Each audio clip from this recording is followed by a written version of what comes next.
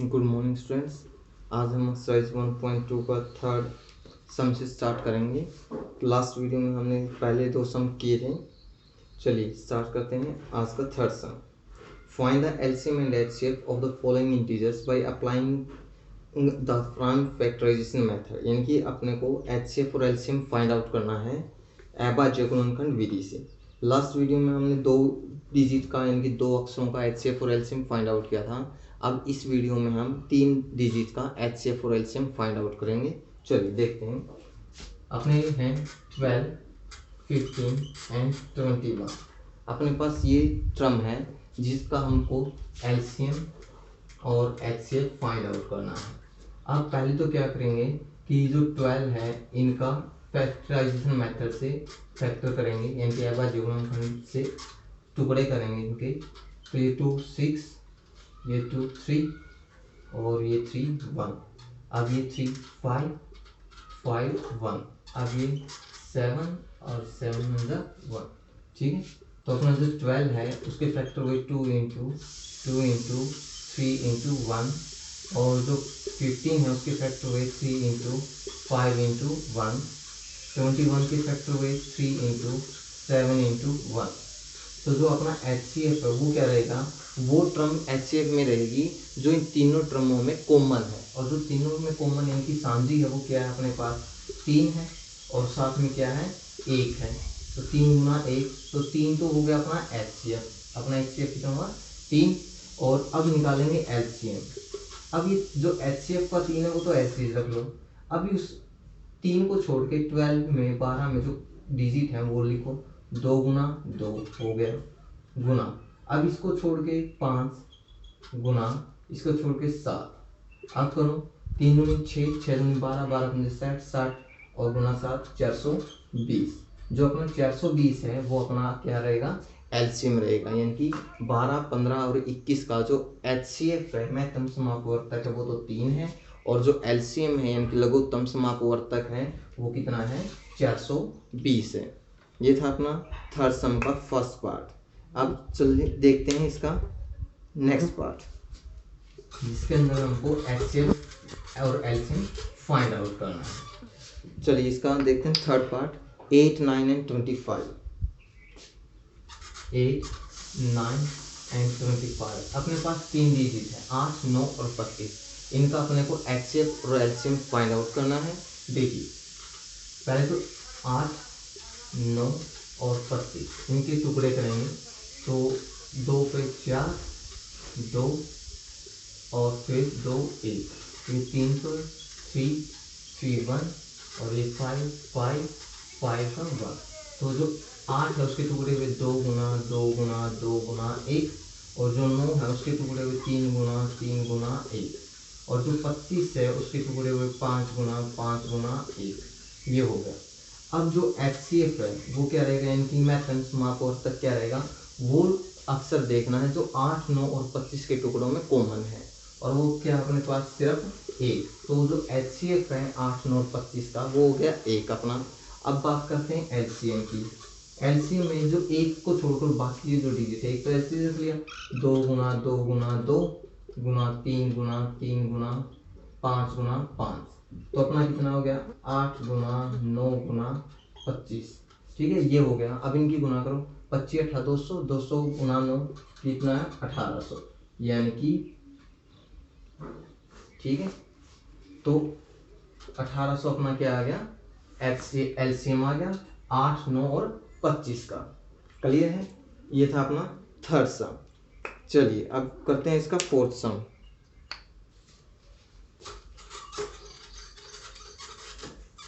Fourth सम के अंदर अपने को टर्म दी हुई है, संख्या दी गई है, जिसका हमको एचसीएफ और एचसीएफ दिया है, निकालना है हमको LCM. Given that HCF 306 and 657 equal to 9, find LCM. कि अपने पास एचसीएफ गिवन है, एचसीएफ दिया हुआ कि किसका है 306 और 657 का, वो है 9 के इक्वल। अब अपने को एलसीएम ज्ञात करना है 306 और 657 का कितना बनेगा। अब देखिए अपने पास यहाँ पे दो संख्याएं हैं, एक तो 306 है और एक 657 है। तो पहले तो लिखोगे फर्स्ट टर्म, फर्स्ट टर्म यानी कि पहली संख्या जो किसके इक्वल है 306 के, सेकंड टर्म यानी कि दूसरी संख्या जो दूसरी संख्या वो कितनी है 657 है। तो अपने पास एक जनरल फॉर्मूला आता है first term into second term equal to HCF into LCM, ये अपने पास जर्नल फॉर्मूला आता है। अब अपने पास निकालना है LCM निकालना है। जो HCF है इस साइड मल्टीप्लाई है, इस साइड लेके आए तो डिवाइड होगा, यानी कि बाद में हो जाएगा, वो डिवाइड हो गया HCF। तो अपना यहाँ पे बच गया सिर्फ LCM। अब पहली संख्या है 306, दूसरी संख्या है 657 और HCF है 9, तो अपना क्या निकालना है LCM निकालना है। अब इसको डिवाइड करो, 3 तिया 27, 3 36। अब 34 और 657 की मल्टीप्लाई करो, 657 की 34 से मल्टीप्लाई, 28 20 और 2 22, 2 24 और 2 26, 321 15 और 2 17, 1 18 और 1 19, 8 3 3 2 2, यानी कि 22,338। ये अपना क्या आ गया LCM आ गया। 306 और 657 का LCM कितना है अपना 22,338। यही हमको निकालना था। अपने पास इसके अंदर एक सिंपल सा फॉर्मूला यूज करना है कि first term into second term equal to HCF into LCM, और यही इसका मेन फॉर्मूला भी है। चलिए अब चलते अपने नेक्स्ट क्वेश्चन यानी कि क्वेश्चन नंबर 5 की तरफ।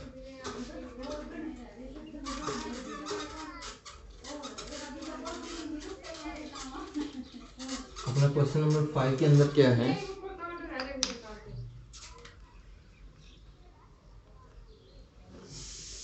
क्वेश्चन नंबर 5 है check whether 6 raised to power n can end with the digit 0 for any natural number।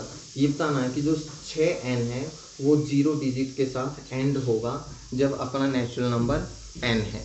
अब देखिए कोई भी टर्म है अपनी, कोई भी डिजिट है वो 0 डिजिट पर एंड कब होगा, जब वो 5 या 10 से डिवाइड होगा। जब 5 यानी कि 5 उसके फैक्टर के अंदर होना कंपलसरी है। कोई भी संख्या 5 से डिवाइड कब होगी, जब उसके फैक्टर में 5 होगा। अब यहाँ पे जो 6n है उसके फैक्टर कितने हैं, 2 गुना 3 बन गए हैं, 2 गुना 3 है, पर इसके अंदर 5 तो है ही नहीं। तो सिंपल सी बात है, जो 6n है, 6 की पावर n है, वो कभी भी 0 डिजिट के साथ एंड नहीं होगी, क्योंकि इसके फैक्टर के अंदर 5 प्रेजेंट नहीं है, और वो संख्या जिसके अंदर 5 प्रेजेंट है वो 0 डिजिट पर एंड होगी। तो ये था अपना 5th क्वेश्चन। अब चलते हैं हम अपने क्वेश्चन 6 की तरफ।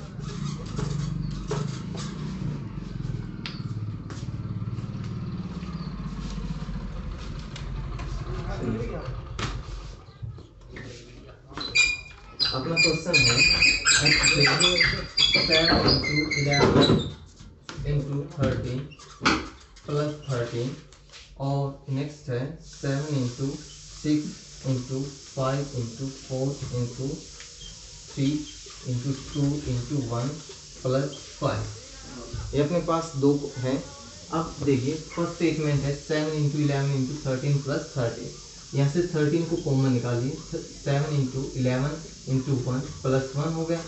अब यहाँ पे 13 into 7 into 11 77 plus 1 हो गया। अब 13 into 7 ये हो गया 78। अब जो 78 है इसके फैक्टर कीजिए, वो क्या बनेंगे 13 into 13 into 6 जो 78 है। अब यहाँ पे 7 into 6 into 5 into 4 into 3 into 2 into 1 plus 5 है, यहाँ से 5 को कॉमन लिया तो 7 into 6 into 4 into 3 into 2 into 1 plus 1 ये हो गया।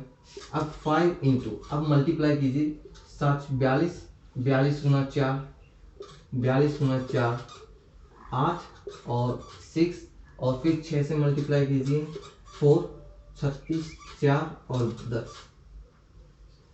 8 प्लस 1 हो गया। अब यहाँ पे 5 into 1009 हो गया। अब देखिए अपने पास दो तरह के नंबर हैं, एक तो कंपोजिट नंबर है, कंपोजिट नंबर, और दूसरा होता है प्राइम नंबर। यानी कि भाज्य संख्या और अभाज्य संख्या। भाज्य संख्या कौन सी होगी?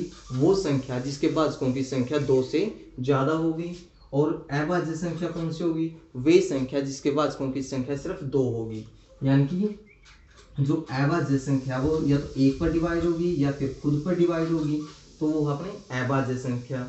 अब यहाँ पे देखिए जो अपनी स्टेट ये जो टर्म है उसके भाजक है जो 3 है, यानी कि 13 गुना 6 है। और जो दूसरी संख्या है उसके भाजक भी कौन 2 से ज़्यादा है, यानी कि 5 और 109, यानी कि दोनों फैक्टर अलग अलग है अपने।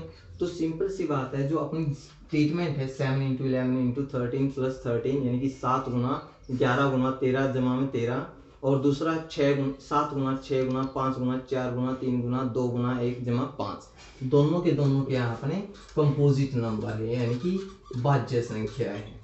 यही अपने को दिखाना था कि जो गिवन स्टेटमेंट है, जो दी हुई संख्याएं हैं, दोनों की दोनों अपनी भाज्य संख्याएं हैं। ये था अपना क्वेश्चन नंबर 6। अब question number 7।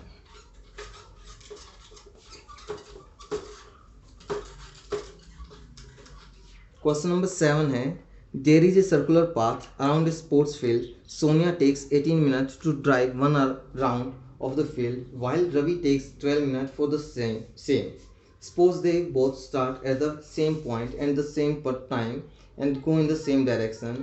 After how many times will they meet again at the starting point? अब देखिए अपने पास एक सर्कुलर राउंड है जिसके ऊपर दो हैं, एक रवि और एक सोनिया। या इस सेम पॉइंट से चलना स्टार्ट करते हैं। जो सोनिया है वो तो लेती है 18 मिनट और जो रवि है वो लेता है 12 मिनट इसका एक राउंड पूरा करने में। तो ये बताना है कि वो कम से कम कितने टाइम के बाद वापस उसी पॉइंट पर मिलेंगे। देखिए Sonia takes time, Sonia takes time यानी कि सोनिया समय लेती है, सोनिया समय लेती है 18 मिनट का। Ravi takes time, Ravi takes time यानी कि रवि समय लेता है, रवि समय लेता है 12 मिनट का। अब ये बताना है कि दोनों को कम से कम कितना समय लगेगा कि वापस उसी पॉइंट पे मिले। जहाँ पे बात हो कम से कम की, short to short, minimum to minimum, वहाँ पे हम फाइंड आउट करते हैं एलसीएम को, क्योंकि जो एलसीएम है वो कम से कम में यूज करते हैं। To both meet again, both meet again यानी कि दोनों दोबारा मिलेंगे, दोनों फिर से मिलेंगे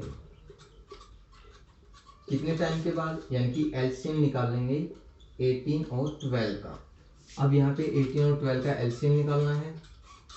ये 9, ये 6 और ये 3, ये 2। तो जो अपना एलसीएम है वो क्या रहेगा 2 × 3 × 3 × 2 यानी कि 6 × 6 यानी कि 36 मिनट। 36 मिनट के बाद जो रवि और सोनिया है दोबारा उसी पॉइंट पर मिलेंगे जहाँ से उन्होंने चलना स्टार्ट किया था। ये था अपना एक्सरसाइज 1.2 जिसके अपने 7 सम थे, कंप्लीट हो चुके हैं। जो नेक्स्ट टाइम है हम पढ़ेंगे इरेशनल नंबर, जिसके अंदर हम प्रूव करेंगे कि √2, √5, √3 है जो वो इरेशनल है, यानी कि अप्रिमेय संख्याएं हैं। Thank you and have a nice day.